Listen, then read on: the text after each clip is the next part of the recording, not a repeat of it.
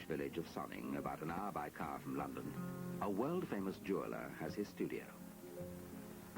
His name is Andrew Grima. His designs have won him numerous jewellery awards and great international recognition. His clients are many and often famous. Although he had never designed watches before Omega commissioned him to do so, he says he welcomed the challenge. Yes, I did actually.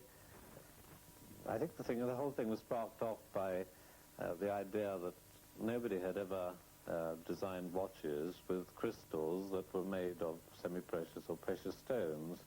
And I thought that in an effort to make the watch interesting, make it look like an evening affair, and also with the idea of a prestige collection, which would mean rather larger-than-life watches, it might be an idea to experiment with stones to see whether, in fact, one could see the time through them.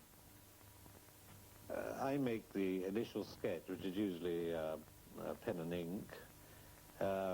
It then goes to the workshop. Now, on occasions, particularly if there are pertinent points in the design which have to be picked out to be made expressly clear to the craftsman, these designs are painted out by one of the designers. These then go into the workshop where the craftsman himself will start sometimes making a wooden model so that we get an idea of the proportions in 3 dimensions, or else he will go straight on in gold and produce the size and shape that is on the design and apply it to the movement, of course, which is rather important, at which stage I see it.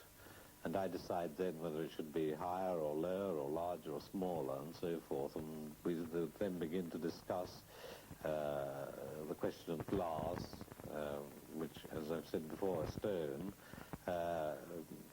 This, if it's a straightforward one, is something that we draw to scale and send off to Germany to have it cut.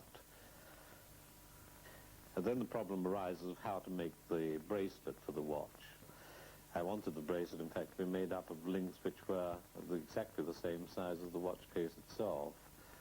And we experimented with the jointing of these. I didn't want the joints to show from the outside.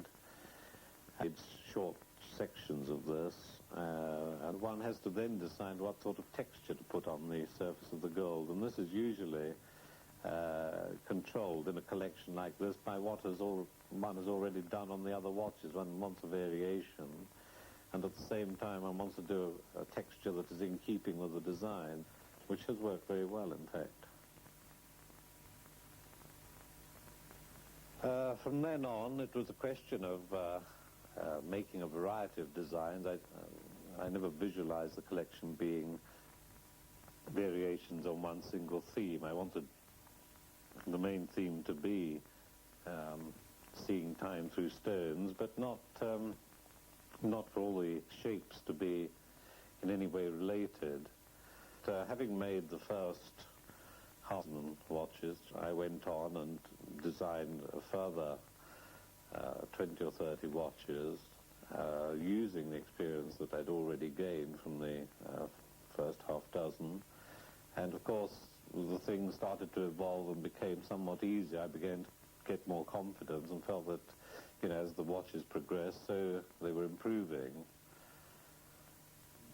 Possibly the most exciting of all of them was a watch with a 50-carat emerald as a glass, which I took a risk on cutting the back off and possibly destroying it for use in any other way than a glass, and also the possibility that one wouldn't even be able to see the time through it anyway, but fortunately one can just.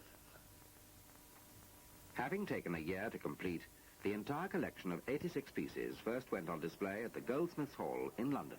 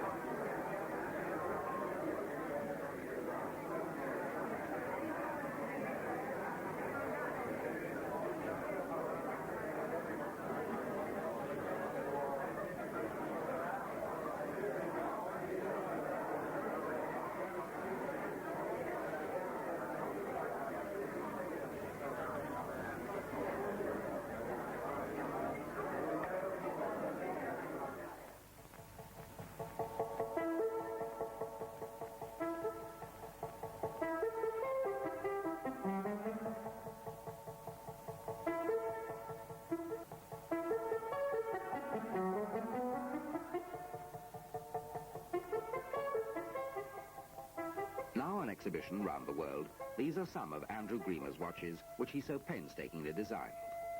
His craftsmen made them with the same care and concern that went into the Omega movements, which form an integral part of the collection. The sort of care and concern that not only enabled Omega to make the first watch worn on the moon, but also to encourage Andrew Grima to produce this unique collection. About time.